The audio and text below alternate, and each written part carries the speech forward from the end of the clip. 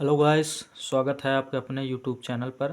हाँ देखिए, थेल्स प्रमेय मैं आपको इतने आसान तरीके से बताऊंगा। मैं भरोसा दिलाता हूं कि अगर आज आपको आज तक कभी भी थेल्स प्रमेय समझ में किसी से ना आया हो तो यहाँ गारंटी के साथ आएगा। हाँ, तो वीडियो को स्किप मत कीजिएगा। और ये लगातार 5-6 सालों से पूछ रहा है। हाँ, तो इसी के लिए ये बहुत इम्पॉर्टेंट है। जैसा कि 6.1, 6.2, 6.3 चैप्टर तक आपके अब की न्यू सिलेबस में है। हाँ, तो देखते हैं क्या है ये। कहा है कि यदि किसी त्रिभुज की, क्या कहा है, किसी त्रिभुज की, तो सबसे पहले एक त्रिभुज बनाते हैं। ये हो गया एक त्रिभुज। कहा यदि किसी एक त्रिभुज की एक भुजा के समांतर, हाँ क्या कहा, एक भुजा के समांतर, चाहे इस भुजा के, चाहे इस भुजा के, चाहे इस भुजा के, इसका नाम ए बी सी।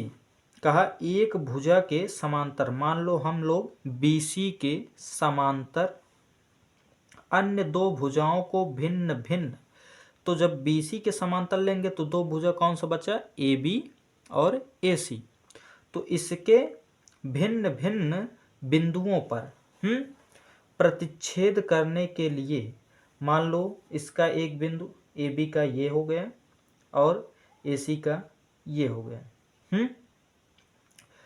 भिन्न भिन्न तो बिंदुओं को प्रतिच्छेद करने के लिए जब इस रेखा को मिलाएंगे तो तभी तो ये बी सी की समांतर होगी। आए तरह समझ में। करने के लिए एक रेखा खींची, तो एक रेखा खींच दिया जिसका नाम हमने क्या दे दिया, डी और ई। आए तरह समझ में। खींचा जाए तो ये अन्य दो भुजाएं, हाँ खींचा जाए तो ये दो अन्य भुजाएं एक ही अनुपात में, अर्थात AD का अनुपात बराबर हो DB के अनुपात के और AE का अनुपात बराबर हो EC के अनुपात के हो विभाजित हो जाती हैं। यही सिद्ध करना है हमें, यही दिखाना है कि जो AD है वो बटे है DB के और AE जो है वो बटे है EC के। तो एक बात बताइए, इस चैप्टर का नाम ही है त्रिभुज। अगर त्रिभुज में जब तक त्रिभुज बनेगा नहीं तो सिद्ध नहीं होगा ना। क्लियर। ये हमें समझाने के लिए आपको इतना समय दे रहे हैं, नहीं तो बहुत ही सिंपल है। आज के बाद आप कहेंगे हाँ थेल्स प्रमेय सर एकदम आ गया। और प्लीज़ वीडियो अगर अच्छा लगे तो सब्सक्राइब चैनल को ज़रूर कीजिएगा और एक कमेंट प्यारा सा ज़रूर कीजिएगा। हाँ, तो देखते हैं। अब बताइए, एक त्रिभुज तो बन रहा है, लेकिन इसे सिद्ध करने के लिए जब तक दो त्रिभुज नहीं बनेगा तब तक होगा नहीं। तो इसे सिद्ध करने के लिए दो त्रिभुज क्या करेंगे, सबसे पहले जो दिया है उसे लिखेंगे। दिया क्या है, लिख ले रहे हैं। दिया है क्या कि त्रिभुज ए बी सी है। त्रिभुज क्या है, ए बी सी है, जिसमें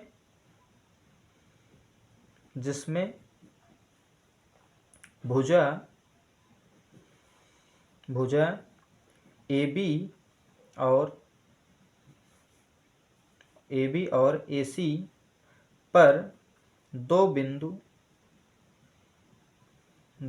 बिंदु डी और ई हैं, जिसे बी सी के समांतर डी ई को खींचा गया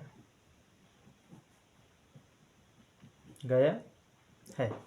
हाँ, इतना दिया है। आगे सिद्ध क्या करना है, तो यहाँ लिखते हैं सिद्ध करना है।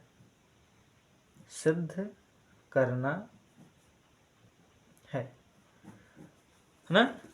सिद्ध क्या करना है कि इसका अनुपात बटे इसका बराबर होगा इसके अनुपात बटे इसके, अर्थात AD बटे DB बराबर होगा AE बटे EC के, यही हमें सिद्ध करना है ना। अब क्या करेंगे, सिद्ध करने से पहले हमें रचना करना पड़ेगा। हाँ, तो जिस जिस प्रकार से रचना करेंगे उसी उसी प्रकार से लिखेंगे, तो इसलिए रचना के लिए हम लाइन छोड़ देंगे। हाँ, तो उसके बाद लिखेंगे क्या, उपपत्ति। अब देखिए, हमने बोला जब तक दो त्रिभुज बनेगा नहीं तब तक सवाल हल होगा नहीं। तो एक रचना करेंगे कि B से E को मिलाया। क्या किया, B से E को मिलाया। ये देखिए, ये ब्लैक पेन से हमने मिलाया इसे, हैं। तो अब बताइए, आपका दो त्रिभुज तैयार हुआ कि नहीं, इसमें तैयार हुआ ना। अब लेंगे क्या, हम लोग लेंगे त्रिभुज, त्रिभुज ADE, और यहाँ पर रचना लिख देंगे कि BE मिलाया, BE मिलाया। एक रचना हुआ। उपपत्ति में लिखेंगे त्रिभुज ADE,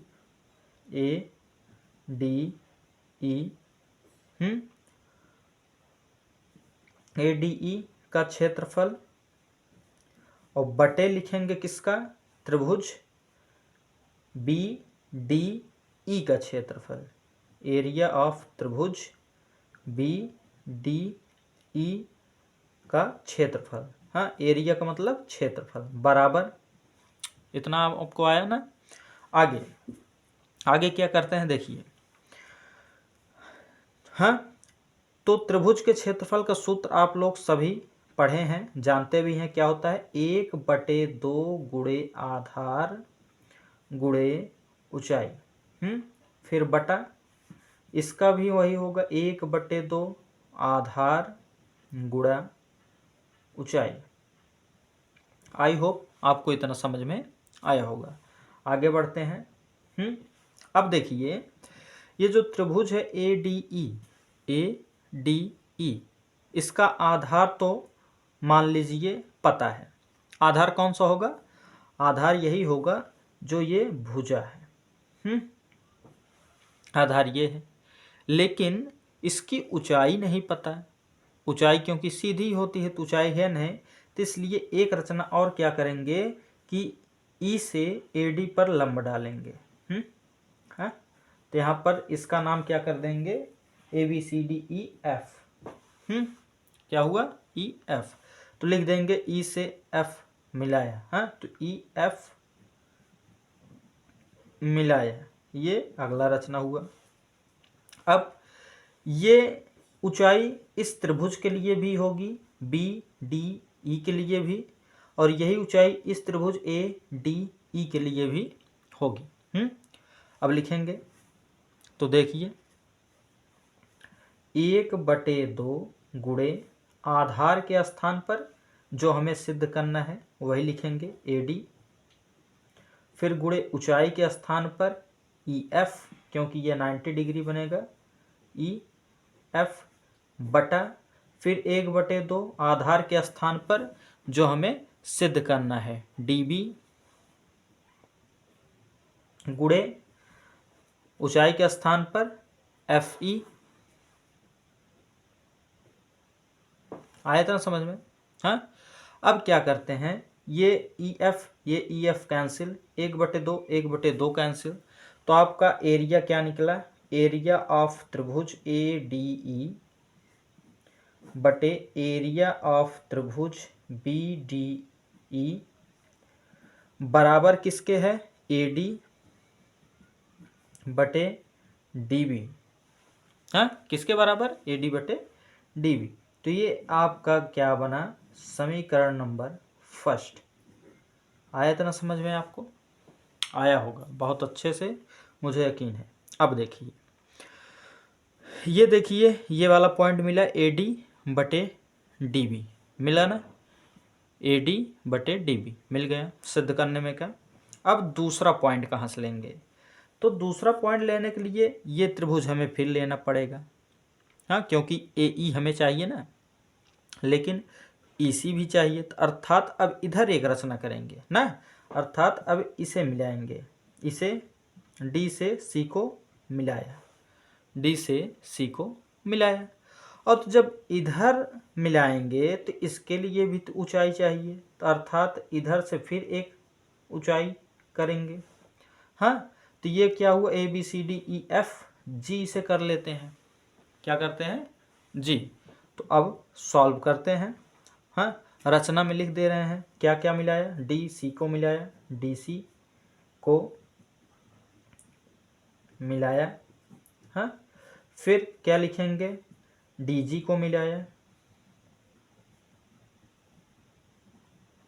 इसके आगे अगर आप लिखना चाहें तो ये भी लिख सकते हैं, क्योंकि चूंकि ये लंब है तो लिख देंगे कि डी जी लंब है किस पर, ए ई पर। और यहाँ भी लिख सकते हो कि ई एफ लंब है ए डी पर। ई एफ लंब है ए डी पर ना, तो इससे कोई गलत नहीं होगा। तो आई होप आपको इतना समझ में आया होगा। अब फिर इसी से उठाते हैं एरिया। त्रिभुज ए ई डी, ये वाला ऊपर वाला त्रिभुज वही रहेगा, बटे नीचे वाला त्रिभुज चेंज होगा। त्रिभुज एरिया क्या हो जाएगा, अब देखिए सी ई डी क्या होगा, सी ई डी। तो यहाँ लिखेंगे त्रिभुज सी ई डी। ये हो गया आपका इस त्रिभुज का। अब और आगे देखते हैं, बराबर है 1/2, सूत्र वही 1/2 आधार गुणे ऊंचाई, और फिर बटा 1/2 आधार गुणे ऊंचाई ना। तो 1/2 ये सेम टू सेम, आधार आपका हमने बताया था जो हमें सिद्ध करना है वही, तो ए ई क्या करना है, ए ई सिद्ध करना है ऊपर, तो ए ई आधार हुआ, गुणे ऊंचाई, अभी हमने ऊंचाई पा रहा था क्या था, डी जी ना, तो यहाँ हो जाएगा डी जी, और पूरा का बटा फिर 1/2 सिद्ध करना है हमें ई सी, तो ई सी गुणे आधार आपका ऊंचाई क्या था, डी जी। अब बताए थे डी जी से डी जी कैंसिल, 1/2 1/2 कैंसिल। तो इसका एरिया क्या निकला, एरिया ऑफ त्रिभुज ए ई डी बटा एरिया ऑफ त्रिभुज सी ई डी बराबर किसके हैं, ए ई और बटे ई सी। और ये आपका तैयार हुआ समीकरण नंबर 2। तो आई होप आपको यह भी समझ में अच्छे से आया होगा। हाँ, अगर बच्चा वीडियो अच्छा लगे तो लाइक ज़रूर कीजिएगा, और इससे प्रमेय को पूरा देखिए, क्योंकि आपको बहुत इम्पॉर्टेंट प्रमेय है बोर्ड के लिए। हाँ, आइए चलते हैं, इसको अगले पन्ने में देखते हैं आगे। अब चूंकि आप देख रहे हैं कि देखिए ऊपर का एरिया ए डी ई, इधर भी देखिए दूसरे वाले में ऊपर का एरिया ए डी ई बराबर है, नीचे का एरिया लेकिन बराबर नहीं है। अब इसे बराबर दिखाने के लिए हमें कोई कारण देना पड़ेगा। तो कारण क्या है, कारण ये है कि देखिए ये जो दोनों हैं एक ही रेखा पर ये दोनों त्रिभुज आपका क्या हो रहा है, बन रहा है। देखिए ये डीई रेखा पर ही ये वाला और ये वाला त्रिभुज बन रहा है, और एक ही समांतर रेखा के बीच में स्थित हैं दोनों। देखिए ये और ये समांतर रेखा है दो, और इसी के बीच में ये दोनों त्रिभुज आपके क्या हैं, स्थित हैं। हाँ, ये दोनों त्रिभुज क्या हैं आपके, स्थित हैं। इसलिए यह आपस में एरिया भी क्या होगा, बराबर। तो यही कारण हम देंगे। हाँ, लिखते हैं आगे। तो देखिए बच्चों, हैं तो हमने दोनों को बराबर लिख दिया। एरिया ऑफ त्रिभुज ए डी ई बटे एरिया ऑफ त्रिभुज बी डी ई बराबर होगा एरिया ऑफ त्रिभुज ए डी ई बटे एरिया ऑफ त्रिभुज सी डी ई। क्यों बराबर होगा, हमने कारण बताया, क्योंकि ये एक ही रेखा पर बने त्रिभुज हैं हैं